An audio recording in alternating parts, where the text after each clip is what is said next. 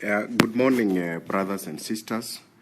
Now, on the 2nd of November 2021, the government of Ethiopia declared a state of emergency in the country to deal with what it called an existential threat of its nationhood and statehood. The state of emergency will last for a period of 6 months. And the state of emergency is expected to safeguard the existence and the sovereignty of Ethiopia from its internal and external enemies.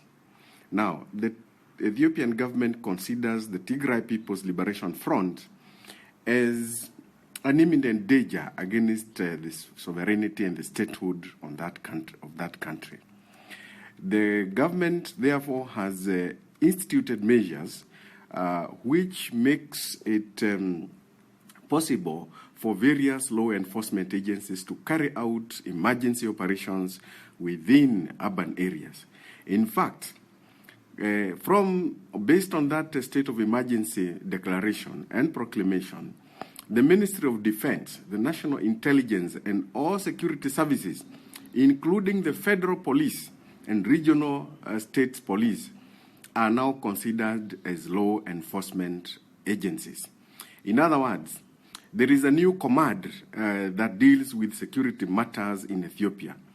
In fact, there is a new body known as the State of Emergency Operation Command, and the head of that agency now is the Chief of the Defense Forces of the Ethiopian National Defense Forces. That is how it is understood from those of us who understand states of emergency where a country is dealing with what you'd call armed insurgencies and also what we term as insurrections and non-international armed conflict. Now, in other words, it may be possible now for the government of Ethiopia to deploy military forces to enforce what you call basic policing duties such as entering houses, searching and seizing what they consider as articles of war, including weapons or including vehicles and other equipment, electronic and otherwise, which is suspected to be involved in the promotion of subversive activities against the state. But what we want to discuss today is slightly above or off that state of emergency. We notice that much of the bad press and the narrative against the Ethiopian government since the beginning of this conflict has been driven not by the internal players, but by external players, mainly United Nations organizations and agencies based in Addis Ababa, relief agencies based in Tigray, Amhara region, and other parts of Ethiopia, as well as media and what you call lobbyist organizations based in Washington, D.C. and other parts of the Western world.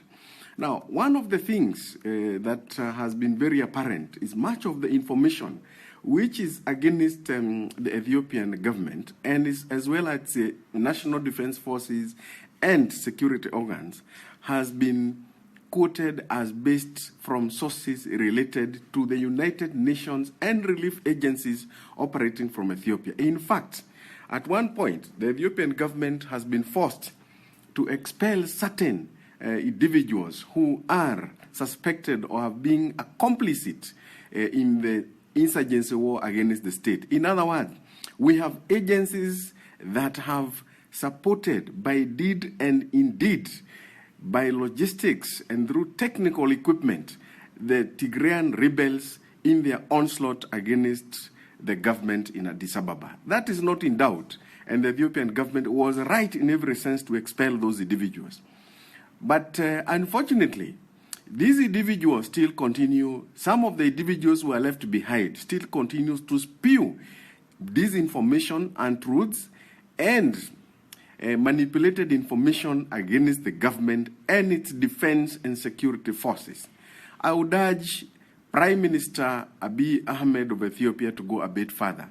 Do not just declare a state of emergency. Get these individuals who are passing false information and spreading disinformation, propaganda, and manipulated information and outright lies on behalf of the rebels out of your country. These individuals do not deserve to have diplomatic protection.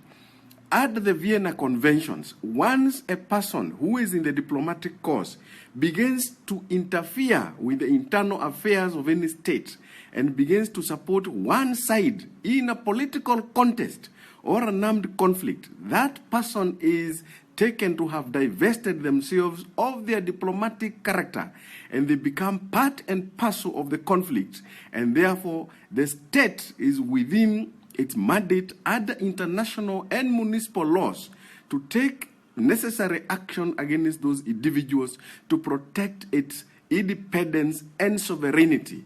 That is a position that cannot be taken away by any proclamation, whether by the Secretary General of the United Nations or not.